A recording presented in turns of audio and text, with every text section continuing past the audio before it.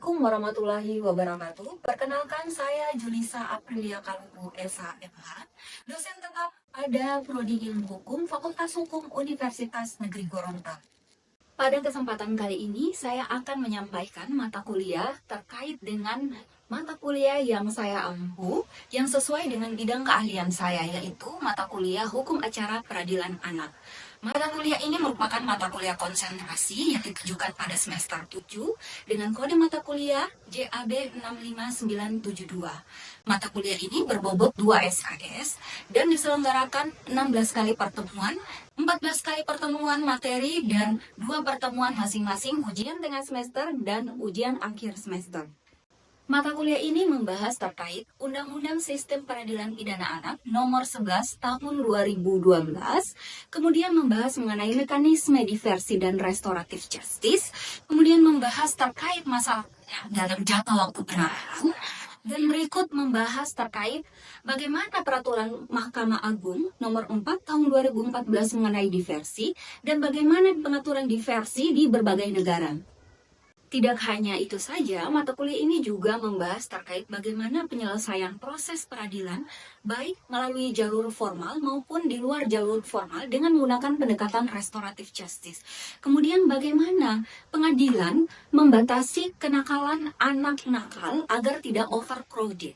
Adapun capaian pembelajaran lulusan ataupun CPL Prodi pada mata kuliah ini meliputi CPL 1, CPL 2, CPL 3 yang tertuang dalam RPS yang telah tervalidasi oleh Kaprodi dan Wakil Dekan 1 yang telah disahkan oleh Dekan Fakultas Hukum Universitas Negeri Gorontalo. Dan capaian pembelajaran mata kuliah ataupun CPMK, yaitu CPMK 1, CPMK 2, CPMK 3, CPMK 4, dan CPMK 5. Nah, dalam proses capaian pembelajaran mata kuliah ini, diharapkan mahasiswa mampu menguasai teori, konsep, dasar, prinsip keilmuan sesuai dengan pembelajaran materi mata kuliah Hukum Acara Peradilan Anak dalam sistem peradilan pidana anak, serta mahasiswa mampu berpikir logis, analitis, kritis, dan inovatif dalam mengimplementasikan hukum acara peradilan anak terhadap praktik peradilan pidana anak. Ada 3 komponen utama dalam proses pembelajaran ini. Yang pertama adalah delivery, kemudian yang kedua adalah interaction, yang ketiga adalah assessment. Untuk delivery, saya memberikan materi dan RPS secara langsung yang dapat diunduh oleh mahasiswa pada SPADA Universitas Negeri Gorontalo, serta presentasi interaktif baik secara langsung maupun daring yang untuk mendukung pemahaman mahasiswa. Kemudian interaction. Pada mata kuliah ini melibatkan komunikasi 2 arah antara dosen dan mahasiswa yang berupa tanya jawab, diskusi, kolaborasi, serta refleksi bersama. Serta assessment. Penilaian pada mata kuliah ini meliputi kuis, tugas kelompok, tugas individu, kemudian penilaian sikap, penilaian keterampilan sesuai dengan RPS, dan tugas akhir, yaitu ujian tengah semester dan ujian akhir semester. Model pembelajaran dalam mata kuliah ini meliputi sinkronus dan asinkronus, baik secara langsung maupun tidak langsung ataupun online. Selamat menyaksikan. Baik, Assalamualaikum warahmatullahi wabarakatuh. Waalaikumsalam warahmatullahi wabarakatuh. Alhamdulillah ya, ini udah masuk ke pertemuan ketiga. Namun sebelum saya menjelaskan pertemuan ketiga kita kali ini, saya mimpin doa dulu ya, agar apa yang kita pelajari hari ini memperoleh ilmu yang manfaat. Jadi berdoa mulai. Selesai. Baik, ini kita ada 22 orang ya sekelas. Hadir semua? Saya absen dulu. Hadir semua ini kita? Oke, baik. Jadi di pertemuan ketiga ini kita akan membahas terkait mengenai diversi dan restoratif justice. Namun di pertemuan pertama dan pertemuan pertama dengan kedua, kita sudah saya sudah membahas mengenai sistem peradilan pidana anak, kemudian dengan tujuan, kemudian asas. Jadi sebelum saya memulai di pertemuan ketiga, kan saya flashback dulu pertemuan pertama dan pertemuan kedua kita. Nah, saya di situ sudah menjelaskan terkait dengan sistem peradilan pidana anak itu apa, kemudian tujuannya apa, dan ada asas-asas. Mungkin bisa saya tolong satu orang mahasiswa flashback lagi kembali materi kemarin, apa sih yang dimaksud dengan sistem peradilan pidana anak itu? Silahkan. Ada yang Baik, bisa Ibu. bantu saya? Baik, Ibu izin menjawab, Ibu. Yaitu keseluruhan proses penyelesaian perkara anak yang berhadapan dengan hukum, mulai dari tahap penyelidikan sampai dengan tahap pembimbingan, dan sampai dengan proses pemidanaan itu sendiri, Bu. Oke, baik. Terima kasih. Mungkin ada juga terkait dengan apa sih eh, anak yang dipidana itu menurut Undang-Undang Sistem Peradilan Pidana Anak Nomor 11 Tahun 2012. Nah, ada yang bisa membantu saya untuk menjawabnya? Izin menjawab, Ibu. Oke. Sesuai dengan Undang-Undang Nomor 11 Tahun 2012 yang seperti Ibu sebutkan tentang sistem peradilan pidana anak, dijelaskan pada pasal 1 ayat 2 dan 3, dijelaskan anak pidana adalah anak yang berhadapan dengan hukum seperti yang disebutkan dalam ayat 2 dan anak yang berkonflik dengan hukum yang disebutkan pada ayat 3. Oke, baik. Sekarang kita masuk ke pertemuan ketiga ya. Jadi pertemuan ketiga ini kita akan membahas terkait dengan diversi dan restoratif justice. Namun sebelum saya memberikan materi, saya akan share screen terlebih dahulu. Bisa dilihat secara jelas materi yang saya sudah share screen? Iya ya, udah jelas ya. Oke, jadi di pertemuan kita kali ini, kita akan membahas mengenai diversi dan restoratif justice. Saudara bisa melihat di sini, jadi di Undang-Undang Nomor 11 Tahun 2012 tentang Sistem Peradilan Pidana Anak itu membahas mengenai diversi dan restoratif justice. Jadi saudara bisa melihat definisinya. Jadi kalau diversi itu adalah proses pengalihan penyelesaian perkara anak keluar proses peradilan. Kemudian restoratif justice itu proses penyelesaian perkara pidana dengan melibatkan pelaku korban dan pihak lain untuk memulihkan keadaan semula. Nah, ini ada dasar hukumnya ya. Saudara bisa lihat di sini. Kemudian ada tujuan utamanya yang untuk diversi menghindari anak dari sistem peradilan pidana anak formal. Jadi meskipun dia diversi khusus untuk anak ini, tetapi dia masuk dalam sistem, tapi di luar proses itu. Tetapi kalau restoratif justice dia lebih kepada pemulihan hubungan antara pelaku, korban, dan masyarakat. Kemudian ada sifatnya. Jadi secara diversi, prosedural mekanismenya secara hukum formal.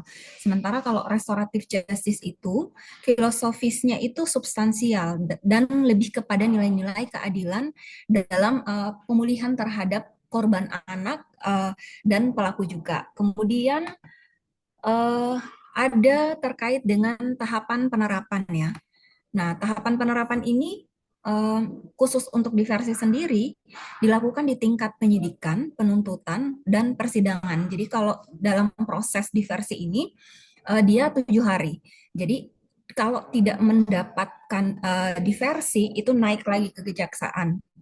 Nah, kalau restoratif justice sendiri menjadi bagian dari pendekatan dalam pelaksanaan diversi. Jadi restoratifnya ini adalah restoratif justice ini adalah akar fundamentalnya. Kemudian syarat-syarat penerapan. Jadi kalau untuk diversi ini ancaman pidananya di bawah dari 7 tahun ya. Nah, kalau restoratif justice dia tidak selalu mencaratkan kategori pidana, tetapi lebih menekankan kepada partisipasi sukarela. Nah, outputnya apa dari diversi dan restoratif justice ini? Nah, saudara bisa melihat kalau diversi sendiri, kesepakatan diversi yang disahkan oleh pengadilan anak. Nah, kalau restoratif sendiri, restoratif justice atau keadilan restoratif itu kesepakatannya kepada pemulihan. Jadi ada maaf antara si korban dan pelaku, itu melibatkan keluarga dari si korban dan pelaku. Kemudian ada ganti rugi di dalam hal ini, kemudian ada layanan sosialnya. Nah, sifat hukumnya seperti apa? Kalau di versi sendiri itu alternatifnya hukum formal, tetap dia ada jalur formalnya. Sementara kalau restoratif justice, dia pendekatan nilai yang membentuk dasar diversi. Nah, jadi ada beberapa keuntungan dari diversi terhadap sistem peradilan pidana anak, dalam hal ini anak yang berperkara dengan hukum, atau anak yang berhadapan dengan hukum, anak yang berkonflik dengan hukum. Jadi pendekatannya rehabilitatif. Ada konsekuensi hukum dan sosial, hubungan sosial. Nah, ini ada emosional ya. Jadi kalau pendekatan rehabilitatif itu sebenarnya tugas dari kepolisian itu adalah untuk mencegah stigma. Nah, itu menghindari stigma negatif terhadap anak ini. Kemudian yang kedua, menghindari trauma akibat proses hukum formal. Nah, kita saja yang orang dewasa itu trauma kalau misalnya dituduh sesuatu yang tidak kita perbuat, apalagi anak. Nah, itu harus diberikan kesempatan terhadap anak untuk menjelaskan duduk perkaranya. Kemudian konsekuensi. Nah, dari hal ini dia terdapat konsekuensi. Yang pertama itu mengurangi beban lembaga pemasyarakatan. Jadi antara penjara anak, kemudian penjara orang dewasa itu harus dipisahkan.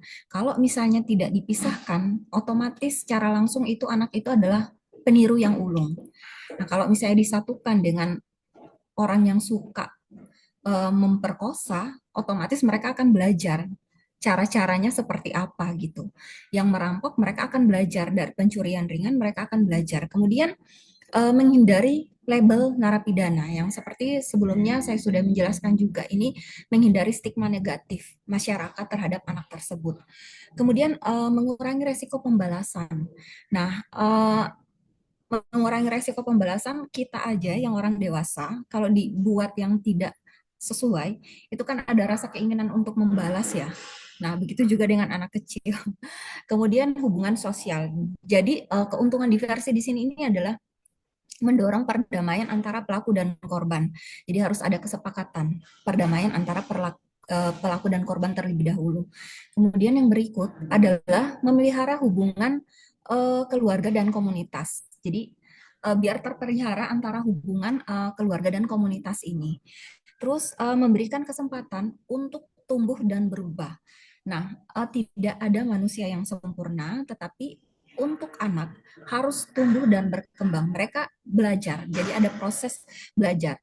Kita masuk pada yang tadi ya. Jadi saya bisa menjelaskan dari hal-hal yang tadi. Nah, ini ada pendekatan rehabilitatif yang di awal tadi, keuntungan dari diversi. Jadi diversi ini lebih menekankan pada pembinaan, bukan kepada penghukuman. Jadi meskipun dia di luar dari proses, tetapi dia masih masuk dalam sistem peradilan pidana. Nah, contoh konkretnya apa? Saudara bisa lihat di sini.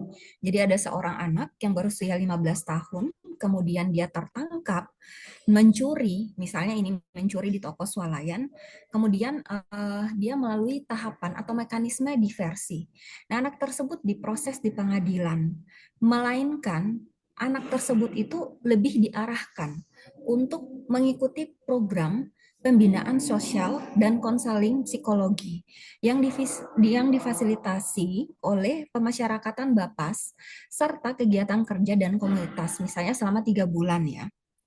Jadi dalam hal ini, dalam pendekatan rehabilitatif ini, hasil anak tersebut tidak akan mendapatkan cap atau label. Kemudian menghindari anak akibat proses hukum yang formal. Jadi ada stres, kemudian menghindari tekanan psikis, dan bukan pada ini ya, empati ya. Jadi kalau misalnya anak dimasukkan di dalam proses atau sistem peradilan itu kan pasti akan ada traumatik tersendiri terhadap anak tersebut. Kemudian tekanan psikis. Nah, kemudian yang berikut adalah konsekuensi hukum dan sosial. Jadi dalam hal ini terkait dengan kegunaan dari diversi ini, mengurangi dampak negatif dari proses hukum yang formal, termasuk beban pada institusi. Ya, ini yang sudah saya jelaskan sebelumnya. Contoh konkretnya adalah misalnya seorang anak perempuan berusia 14 tahun ditangkap, kemudian menjadi kurir narkotika. Nah, dalam proses diversi ini, ia tidak dimasukkan di lembaga pembinaan khusus. Dia tidak dimasukkan di lembaga pemasyarakatan ya, tetapi di lembaga khusus pembinaan anak ya. melainkan mengikuti dia ada rehabilitasi anak. Jadi di sini dia diedukasi. Nah, permasalahannya adalah apakah di Gorontalo, kasih contoh, apakah di Gorontalo itu sudah memfasilitasi anak ini? Anak ini adalah khusus, sensitif. Jadi penanganannya itu harus yang benar-benar khusus. Nggak mungkin kita misalnya pengedar narkotika, kemudian kita samakan dengan yang lain. Atau pembunuhan kita samakan dengan pencurian ringan. Nah, itu ada treatment-treatment khusus terhadap anak di bawah umur. Nah, ini yang dihindari. Jadi, menghindari cap label anak atau stigma negatif masyarakat terhadap anak. Nah, kalau misalnya saudara punya adik, itu misalnya saudara menuduh adik saudara yang SD mengambil makanan saudara. Itu stigma tidak terhadap dirinya sendiri? Saya tanya dulu. Stigma enggak? Stigma. Karena saudara sudah mencap atau melabel terhadap adik saudara, dia mengambil makanan saudara. Ya mungkin yang ngambil makanan saudara adalah ibu saudara, biar nggak berantakan di atas meja, itu menjadi sarang semut. Contoh, misalnya, banyak sampahnya. Nah, kemudian itu diambil, itu kan cap label. Nah, cap label ini yang dihindari dalam proses diversi ini, proses pemidanaan terhadap anak. Kemudian ini ada, kalau saudara lihat di sini adalah hubungan sosial emosional. Jadi di hubungan sosial dan emosional ini memungkinkan perbaikan hubungan dan mendorong penyelesaian yang lebih manusiawi. Jadi ada contoh konkretnya lagi. Jadi seorang anak laki-laki berusia 16 tahun mencoret dinding rumah warga sebagai bentuk kenakalan remaja. Jadi, nah, kemudian dengan hal itu, melalui proses diversi ini kan ada namanya bentuk mediasi penal, itu prosesnya di luar pengadilan antara anak misalnya dengan pemilik rumah atau dengan kepala sekolah. Ini jadi anak itu diberikan tanggung jawab, misalnya meminta maaf. Kemudian ada kegiatan sukarela. Sukarelanya apa? Dari bentuk tanggung jawabnya itu kan berarti dia harus apa? Ngecat kembali ke posisi semula. Nah, itu bentuk tanggung jawab yang diberikan antara pihak sekolah dengan anak atau dengan tetangga. Ini contoh yang ada di sini ya. Nah, dalam hal ini hasilnya adalah apa? Memelihara hubungan keluarga dan komunitas. Jadi memberikan kesempatan terhadap anak ini tumbuh dan berubah. Jadi kalau misalnya kita nggak memberi kesempatan kepada anak untuk tumbuh dan berubah, berarti kita udah memberikan cap atau label terhadap anak tersebut. Oke, yang berikut ini ada tantangan. Jadi nggak cuma ini aja ya. Jadi di dalam diversi ini juga mempunyai tantangan. Jadi pada sistem peradilan pidana anak. Jadi secara struktural, nah ini ada struktural, kemudian kultural, praktikal, dan teknis. Jadi secara struktural itu ada keterbatasan sumber daya manusia. Jadi penyidik, bapas, pembina. Kalau di luar negeri, saudara saya kasih contoh, biasanya penyidik itu penyidik anak. Tetapi di Gorontalo sendiri itu sebenarnya kurang terhadap penyidik terhadap anak. Jadi kalau anak ini kan harusnya dia memerlukan treatment khusus.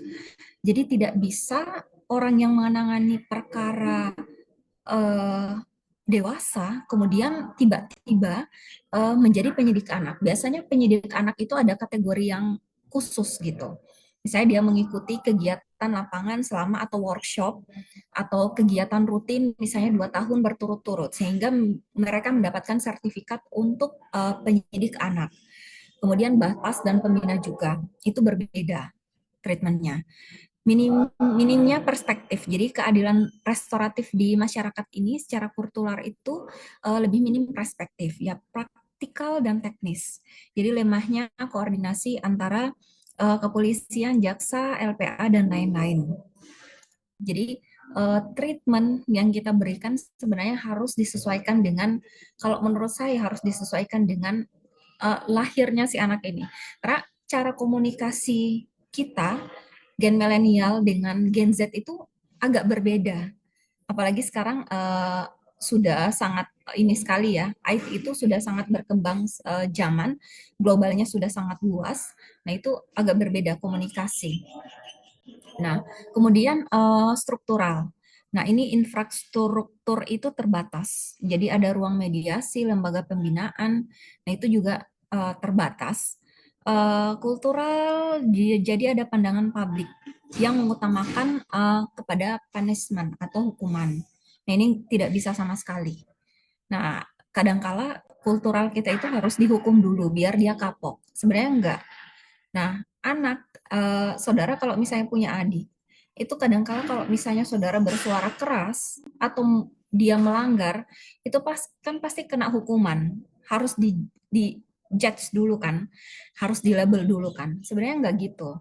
Nah, coba ngomong berdua dulu sebelum menjatuhkan konsekuensi sehingga dia mempunyai rasa tanggung jawab yang full gitu, yang utuh terhadap konsekuensi terhadap perbuatan yang dia lakukan. Nah, ini untuk treatment yang terhadap anak. Nah, kemudian ada praktikal teknis itu di kurangnya pedoman teknis dan SOP operasional diversi. Nah, ini berbeda-beda di setiap aturan. Nah, tidak meratanya fasilitas diversi di daerah. Emang betul.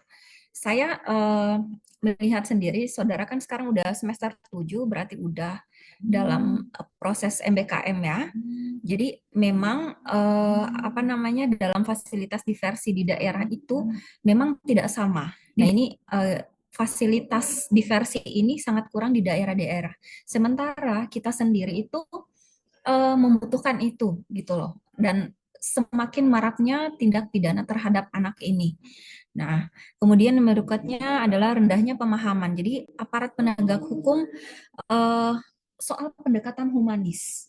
Kemudian praktikal teknis. Jadi tidak semua wilayah memiliki fasilitas pendukung seperti LPKS dan sebagainya. Kemudian di dalam penanganan diversi ini itu ada beberapa undang-undang yang mengatur. Jadi Undang-Undang Nomor 11 Tahun 2012, Peraturan Kepolisian, Perkapolri, kemudian ada juga Peraturan Kejaksaan Agung, Peraturan Mahkamah Agung, Perma, dan pelaksanaan teknik terkait diversi dalam kesemuanya itu aturannya berbeda-beda terkait diversi. Jadi dari hal ini apakah ada yang mau ditanyakan? Disilahkan. Terima kasih Ibu sebelumnya karena ini materinya tentang peradilan pidana anak. Jadi saya mau bertanya, ada beberapa kasus prostitusi online yang melibatkan anak di bawah umur.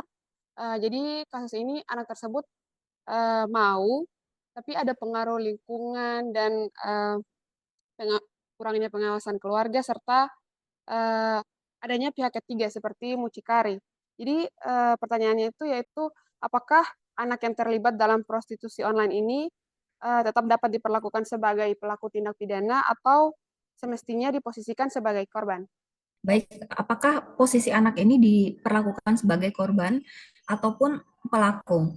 Karena ini ya, zaman sekarang itu medianya sangat global sekali, sangat luas, apalagi dengan berbagai macam fitur HP pengenalan. Nah, bisa jadi dan kebutuhan juga. Perlindungan yang paling baik itu yang kita dapatkan itu adalah perlindungan dari dalam rumah. Nah, mohon maaf, biasanya anak-anak yang sering mendapatkan perlakuan yang tidak baik terhadap perlindungan ini yang harusnya orang tua melindungi mereka, nah itu mereka mencari kenyamanan di luar rumah.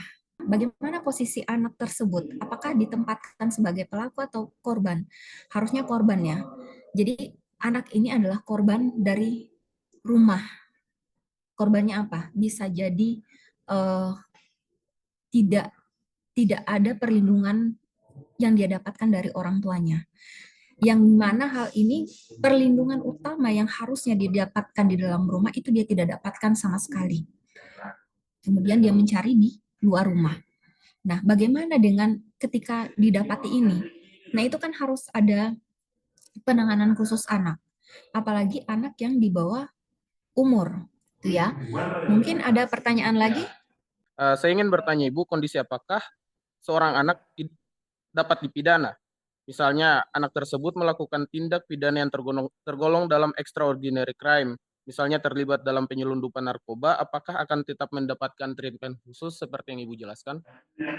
Saudara, saya pernah melakukan penelitian terhadap pengguna dan pengedar narkotika terhadap anak, tapi penyelesaiannya secara adat di 2021. Nah, saya punya artikel terkait itu dan saya juga punya buku terkait itu. Bagaimana dengan treatment khusus terhadap anak?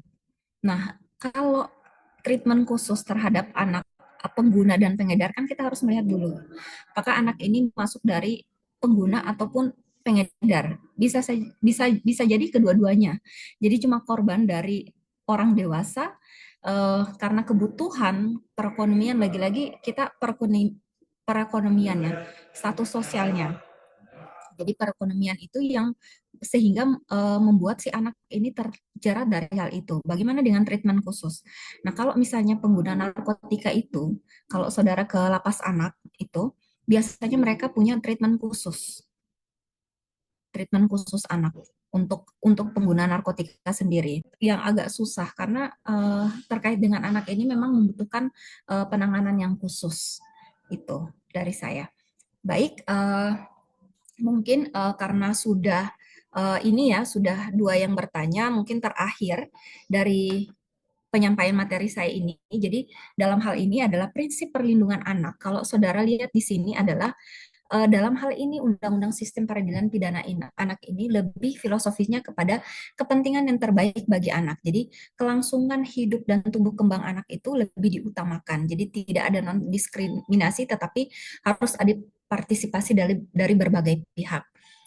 Mungkin ini ya sekian materi yang saya sampaikan. Namun sebelum itu tolong dibagikan ketua kelas nanti diskusi minggu depan. Nah, dibagi kelompok sebentar. Jadi karena ini ada 22, jadi dibagi 4 kelompok diskusi terkait dengan materi yang akan saya bagikan ya di learning. Ketua kelas nanti tolong difasilitasi ya teman-temannya.